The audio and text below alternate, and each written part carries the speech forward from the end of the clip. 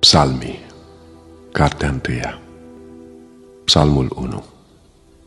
Ferice de omul care nu se duce la sfatul celor răi, nu se oprește pe calea celor păcătoși și nu se așează pe scaunul celor batjocoritori, ci își găsește plăcerea în legea Domnului și zi și noapte cugetă la legea Lui.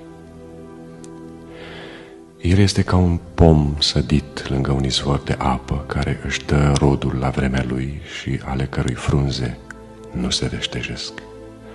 Tot ce începe duce la bun sfârșit. Nu tot așa este cu cei răi, ci ei sunt ca pleava pe care o spulberă vântul.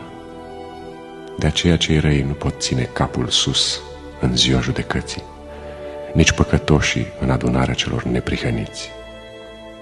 Căci Domnul cunoaște calea celor neprihăniți, dar calea păcătoșilor duce la pieire.